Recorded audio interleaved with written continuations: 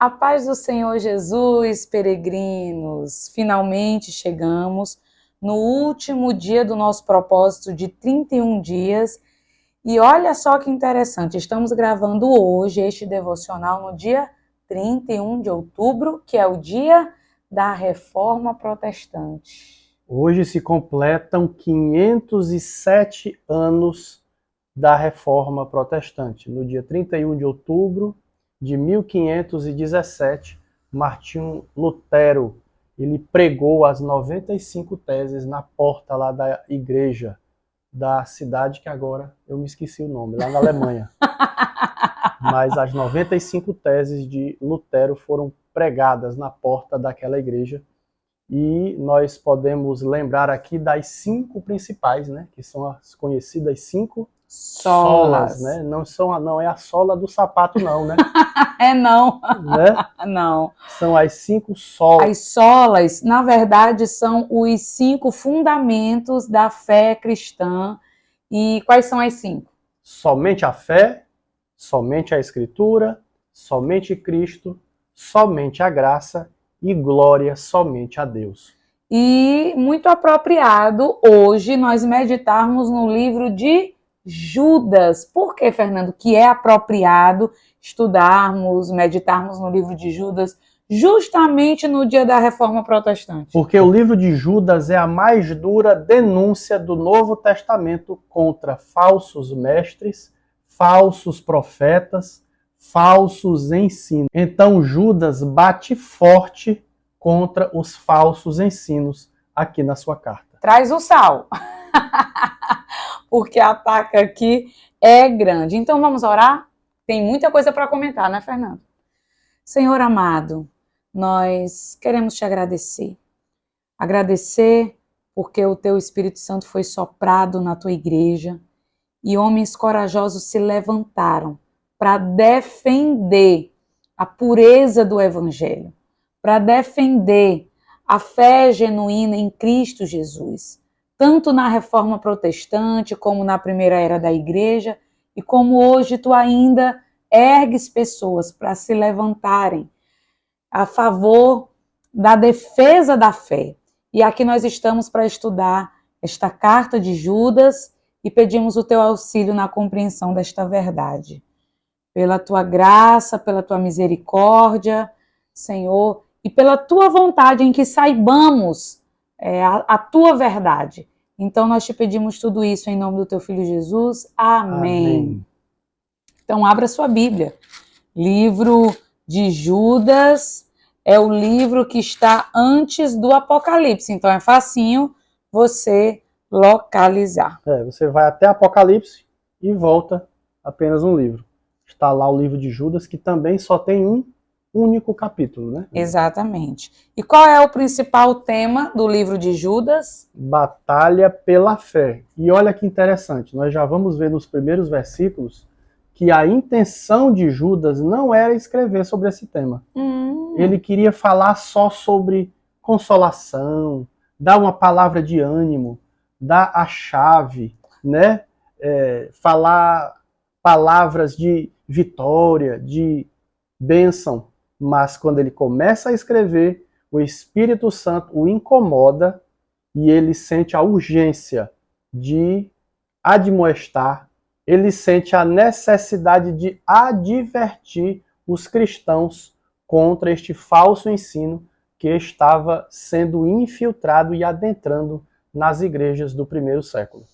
Imagine hoje como temos necessidade de que os apologetas, os defensores da fé, os pregadores, sejam guiados pelo Espírito e não por aquilo que está em voga, a mensagem que emociona, mas a necessidade do corpo de Cristo. Versículo 1.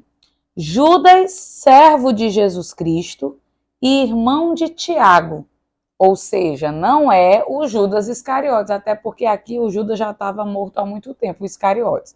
Esse aqui é o Judas, servo de Jesus Cristo, irmão de Tiago, aos chamados, queridos em Deus Pai e conservados por Jesus Cristo, A misericórdia, a paz e o amor vos sejam multiplicados. E eu quero só comentar, interessante.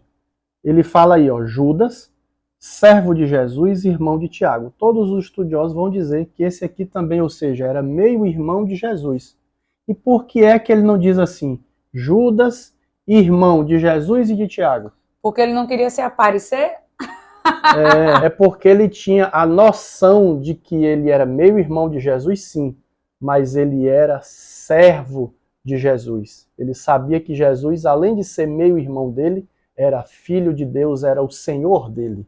Então ele não quis aqui também dar uma carteirada. Ó, eu sou irmão de sangue do próprio Deus. Interessante. E ele usa o protocolo normal de saudação, a misericórdia, a paz e o amor. Vamos agora para o versículo 3, que tem já a epígrafe. Contra os ímpios e falsos mestres. Então aqui já está claro o tema desta carta. Versículo 3.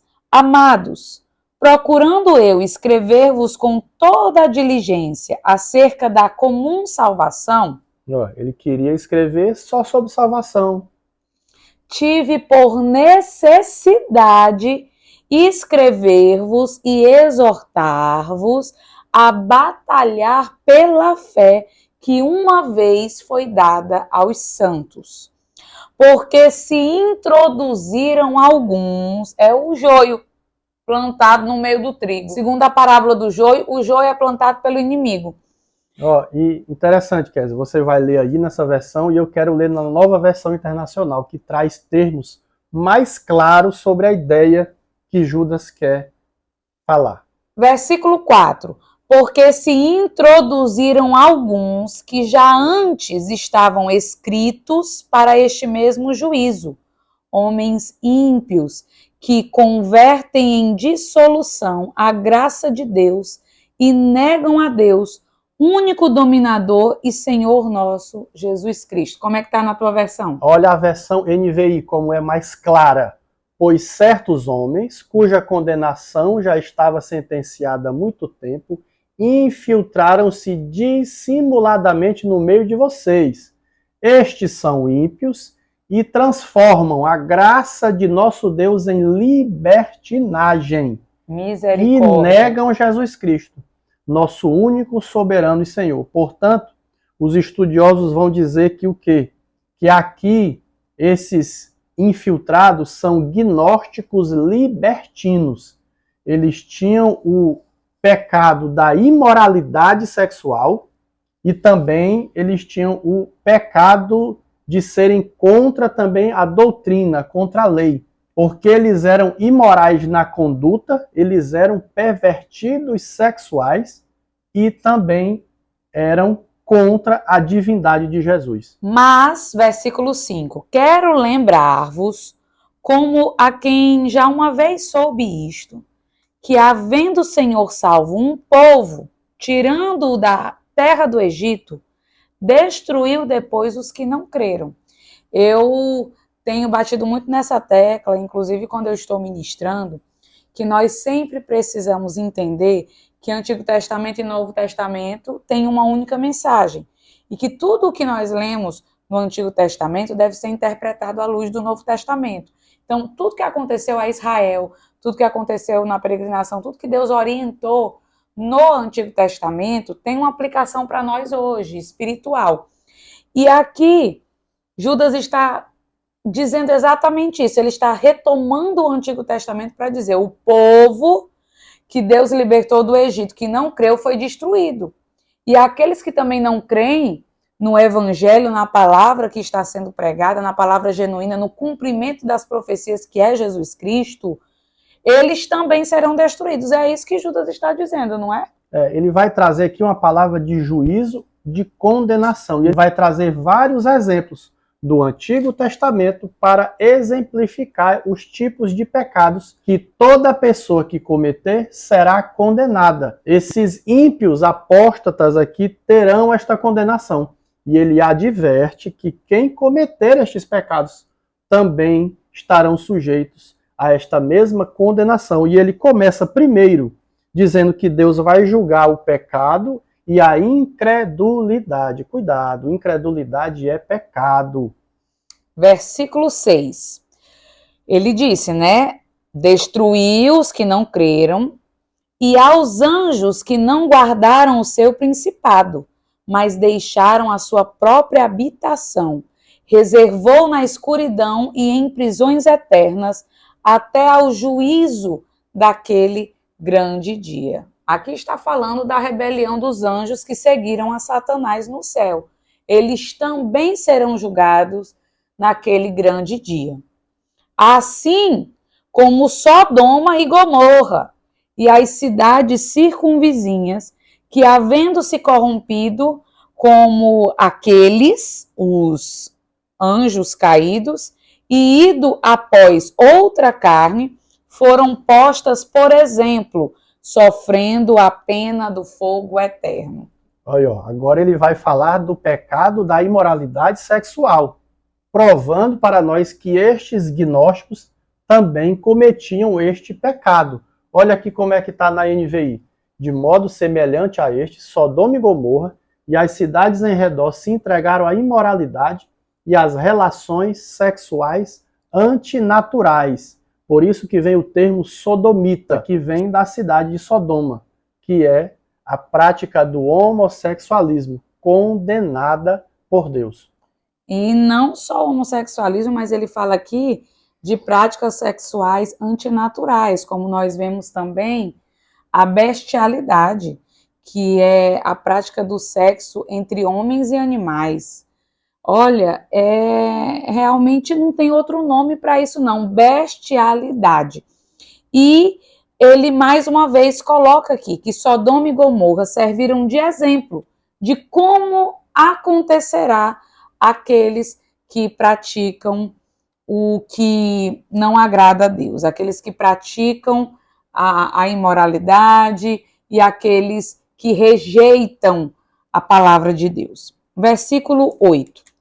E contudo, também estes, semelhantemente adormecidos, contaminam a sua carne e rejeitam a dominação e vituperam as autoridades. Ou seja, é um povo imoral, é um povo insubmisso, é um povo que transgride as leis e não respeitam ninguém, nada, nem a Deus, nem às autoridades terrenas.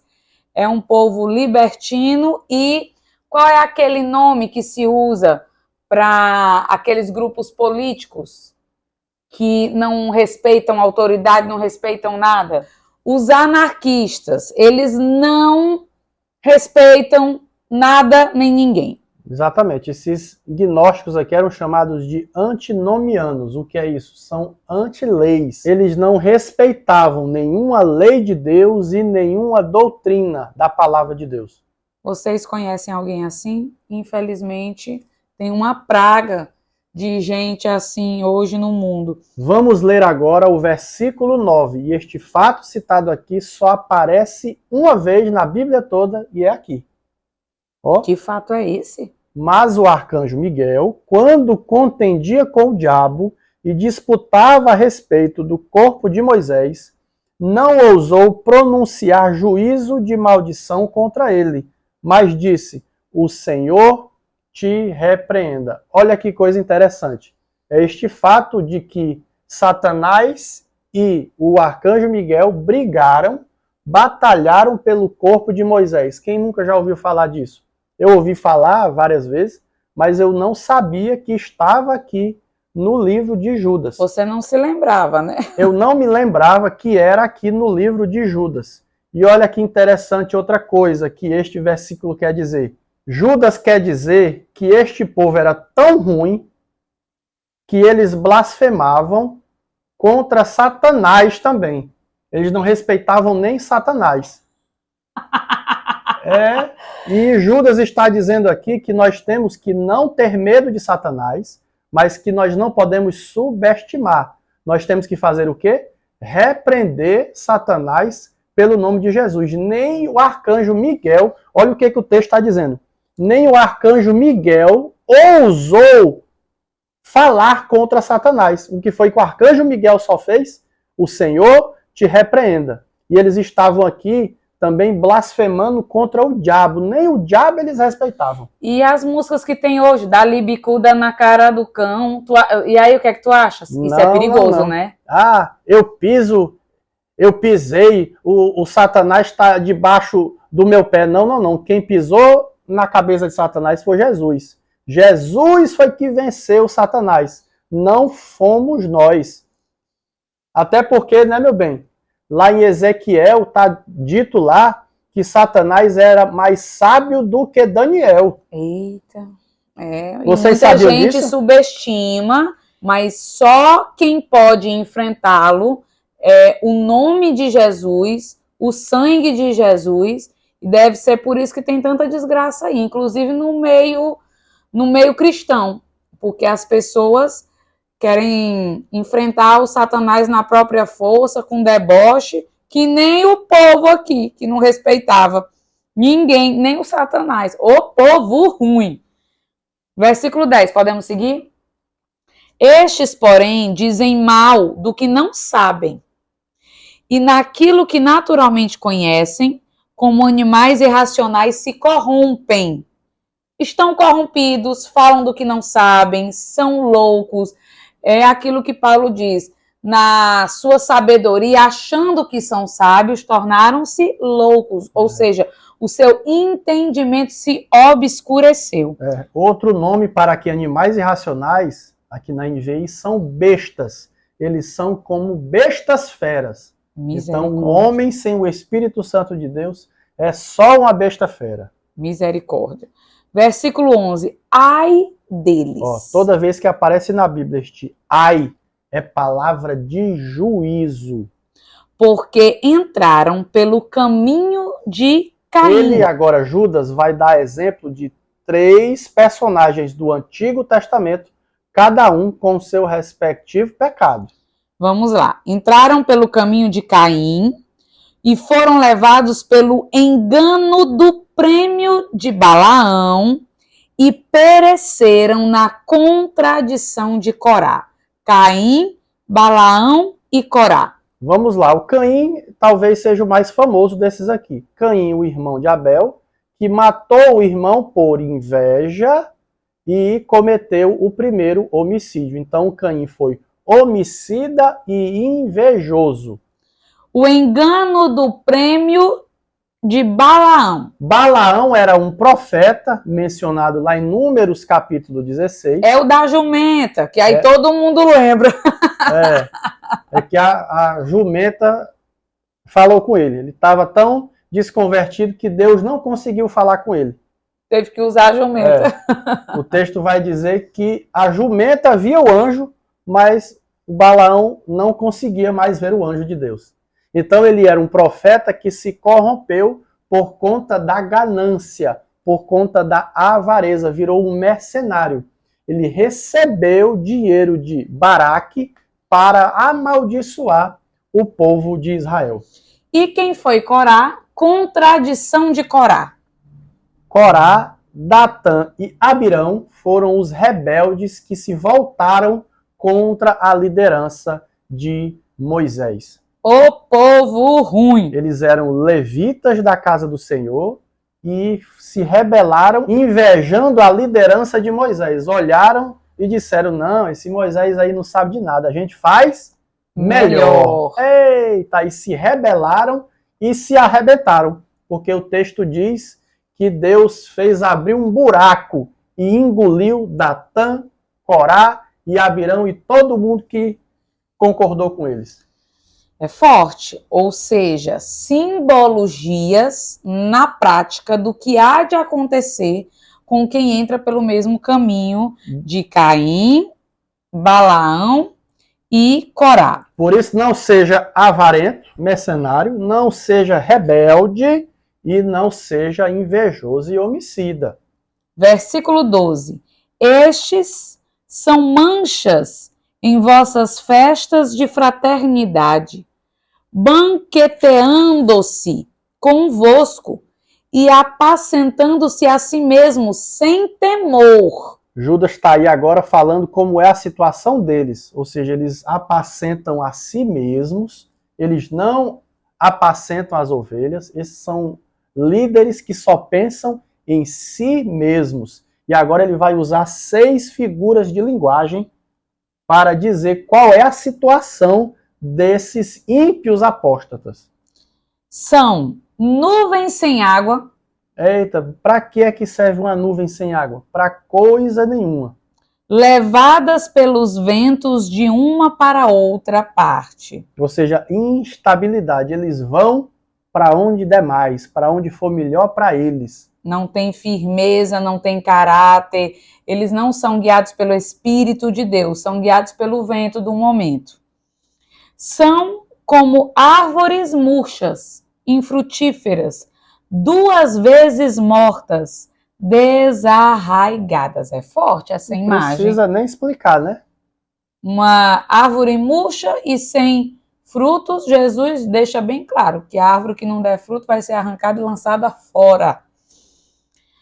13. Ondas impetuosas do mar, que escumam as suas mesmas abominações. Essas escumas aí são as espumas. Então, olha como é que está aqui na NVI. São ondas bravias do mar, espumando seus próprios atos vergonhosos, né? Então, eles têm raiva e eles praticamente espumam as suas abominações, os seus atos vergonhosos. Eita, povo ruim! E não estão nem aí.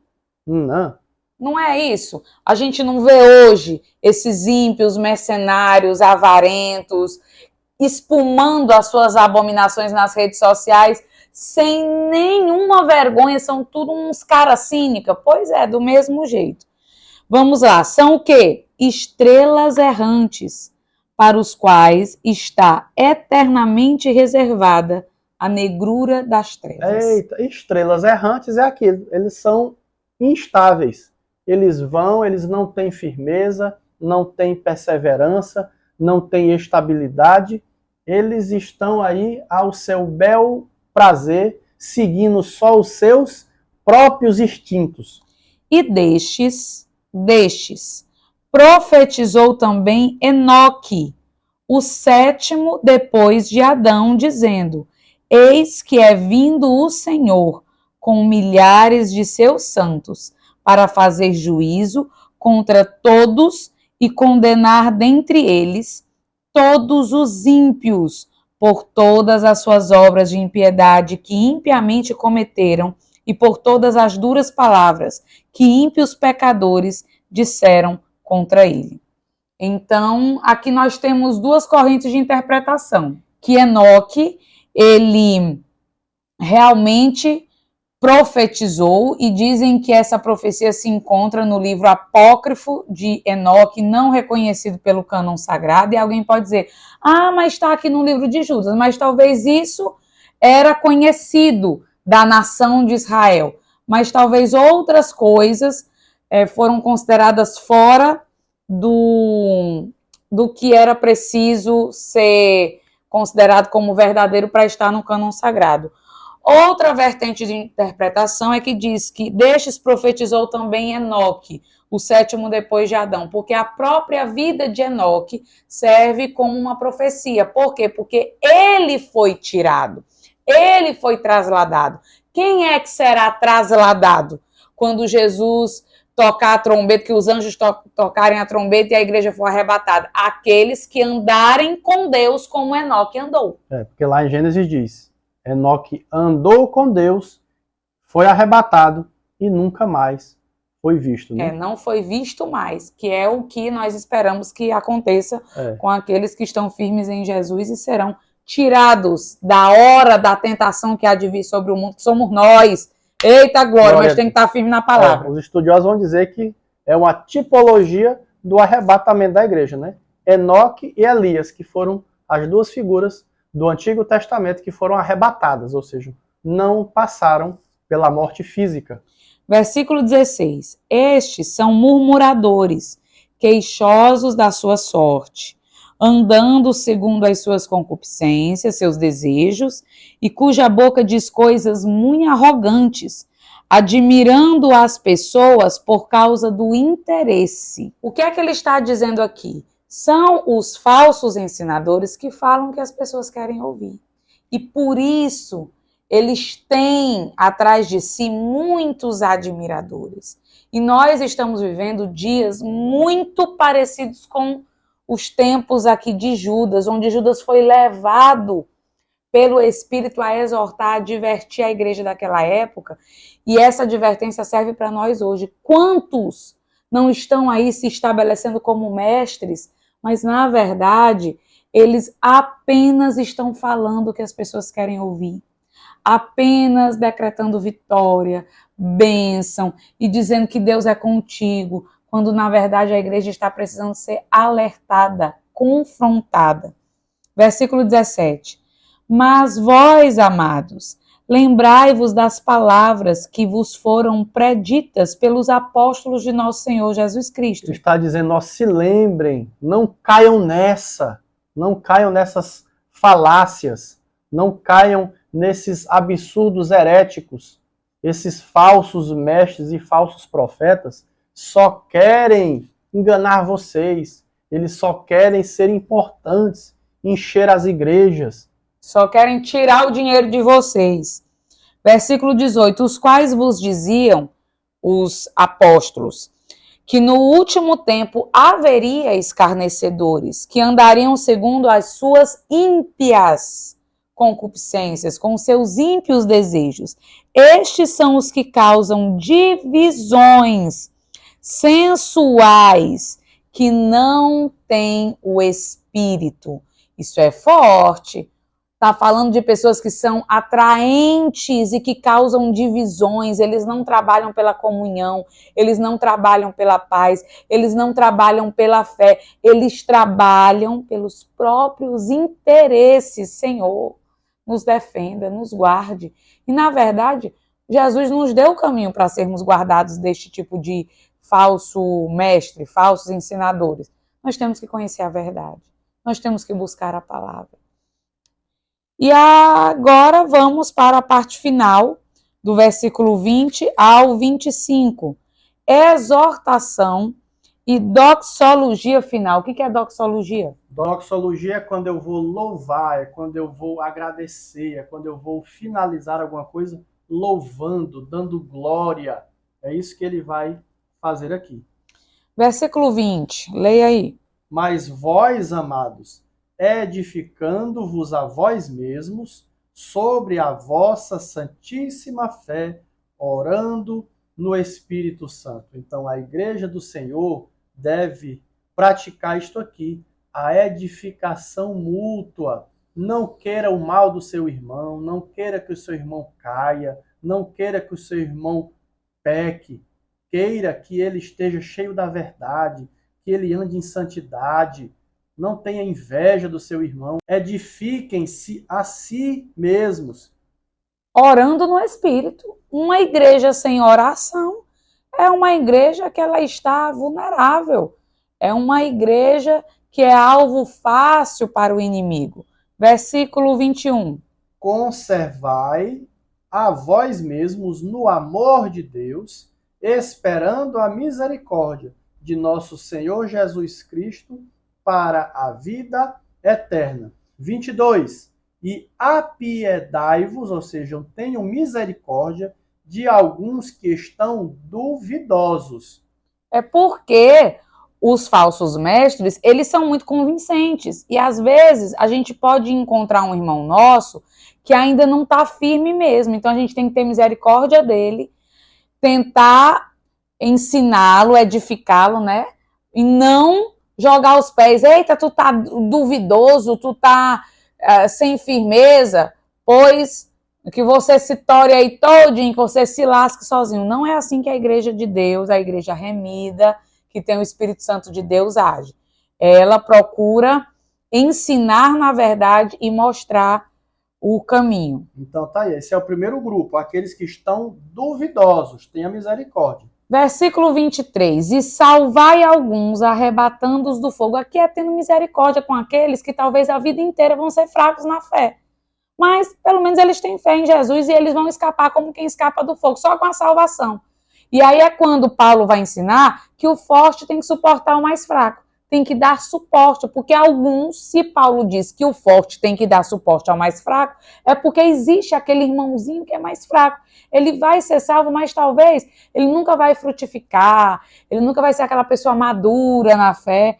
E aí o Espírito Santo tem que nos dar essa graça, essa misericórdia, para estar dando esse suporte para esses irmãos que sempre estão correndo risco, né? Tende deles misericórdia, com temor, aborrecendo até a roupa manchada da carne. Judas está dizendo aqui que nessa missão da gente resgatar quem está sendo seduzido pelos falsos ensinos, nós mesmos temos que ter cuidado para nós mesmos não cairmos nesse engano, certo? Versículo 24. Ora, aquele que é poderoso para vos guardar de tropeçar e apresentar-vos irrepreensíveis com alegria perante a sua glória, ao único Deus, Salvador nosso, por Jesus Cristo, nosso Senhor, seja glória e majestade, domínio e poder, antes de todos os séculos, agora e para todo sempre.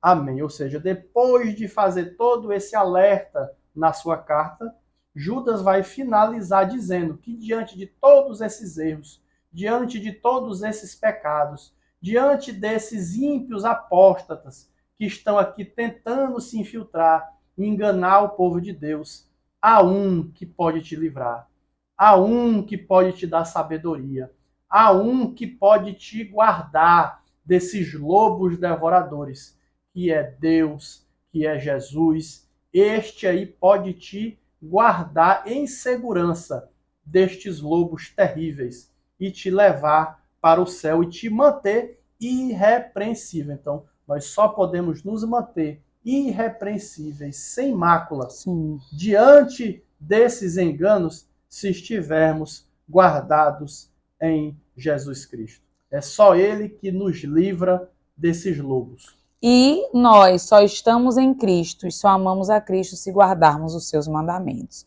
Então, finalizamos hoje a meditação nesses livros que foram estudados nesses 31 dias. Louvamos a Deus pela sua vida, você que chegou até aqui, todas as pessoas que foram firmes e constantes, e você que não participou todo dia, mas um dia sim, um dia não, estava aqui. O nosso desejo é que o Espírito Santo faça essa semente que foi lançada no seu coração frutificar.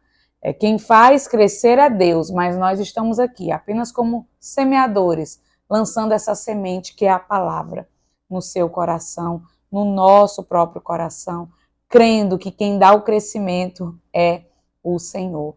E aqui encerramos pedindo que o Senhor Jesus te guarde, te abençoe e vai iniciar um novo mês. Vamos, em novembro, ler alguns salmos nos nossos devocionais, trazer algumas meditações e vamos seguir na nossa jornada de fé, porque aqui é até Jesus voltar. É que nem pão e água, é todo dia. Então, vamos seguir nessa peregrinação para um dia nos encontrarmos com o Senhor, nosso Deus. Deus abençoe a sua vida.